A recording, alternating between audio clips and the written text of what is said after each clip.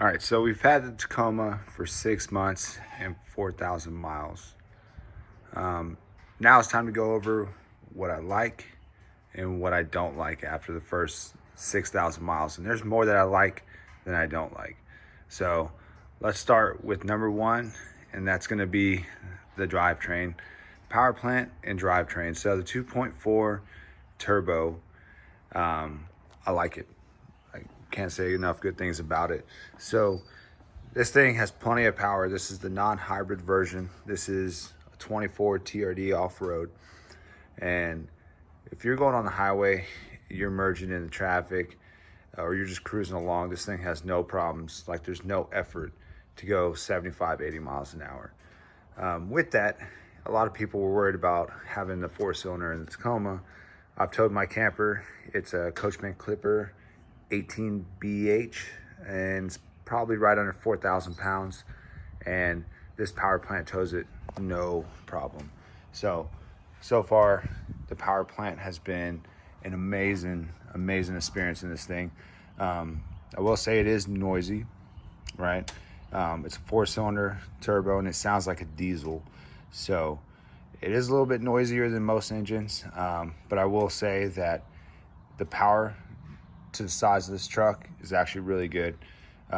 Transmission shifts really good. It's a lot of gears. I believe it's the 10-speed or 8-speed. I gotta double check that, but it shifts good. It tows really well, and so far I've had no issues with the power plant whatsoever.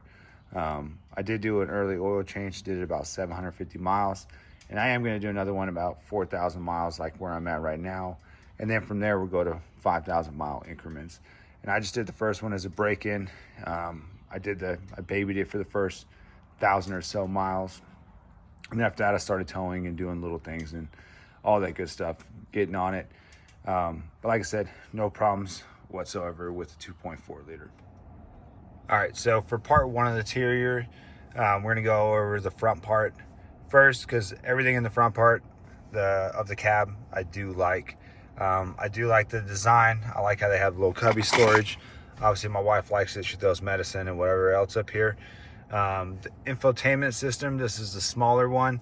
The first 1,000 miles, it was kind of buggy. I don't know. Sometimes it would turn on. Sometimes it would just be a black screen. And then for some reason, after 1,000 miles, there's really been no issues. It connects to the phone fine. Functions fine. It's got a great sound system in here, so there's no complaints.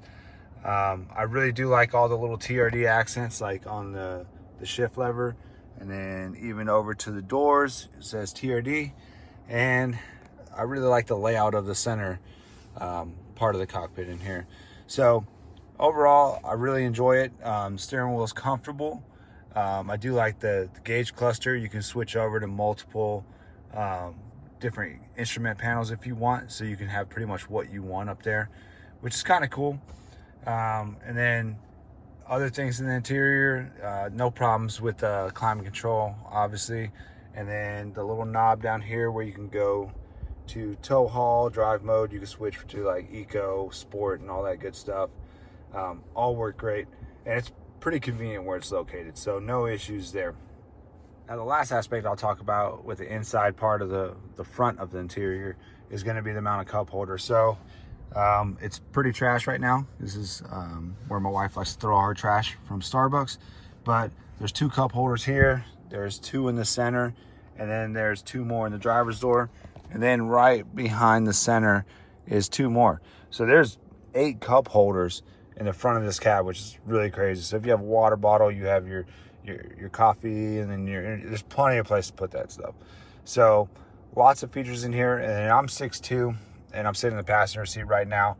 I have no problem in the driver's seat or the passenger seat. But with that, the part I don't like, which has always been a thing, is the back seat, right? So let's move over to the back seat. All right, so moving on to the back seat, this is probably one of the biggest cons. This is more of a storage area, I would say. If I have my youngest daughter in here, she's 10, she's a short kid, no problem, we can move up the seat. But as I was sitting up here comfortably recording the first part, that's how much room I have. I mean, Literally, there's not a lot of backseat room. Storage wise, this is great. Seats lift up. You can store stuff underneath. You can actually clip these up. But as far as leg room, you're not putting another adult back here unless you're really cramming yourself up in the driver's side seat. So one complaint, back seat. All right, so moving on to the body and styling of the TRD Off-Road. Really like this truck. Looks great. I've heard people have had issues with the paint. I have not had any issues. It's only been washed twice in 4,000 miles in 6 months. So one was by the dealer when I picked it up. Another was I did run it through a car wash with the brush system and all that stuff. And I didn't have any issues with the paint or any of that stuff.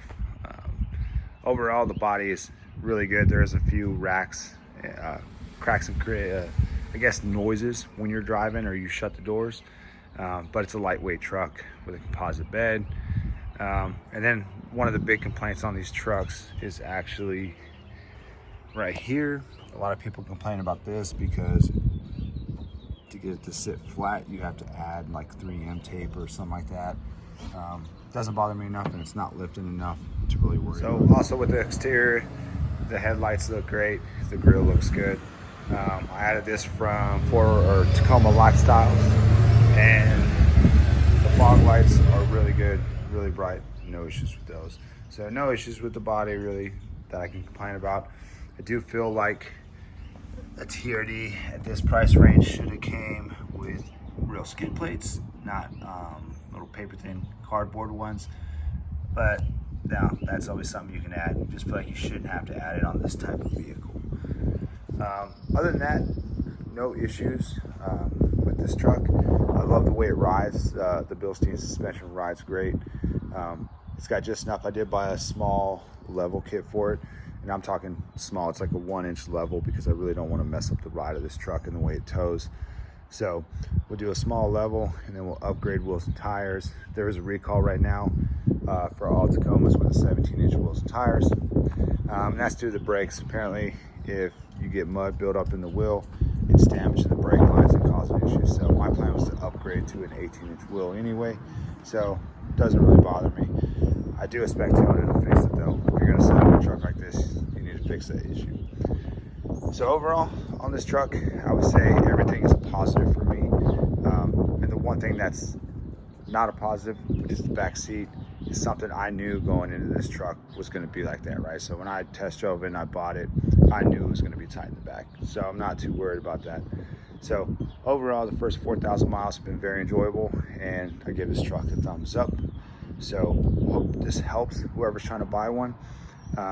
There's so many different packages of these right now. Like you have the SR, the SR5, or TRD Off-Road, TRD Sport, and you have the TRD Pro.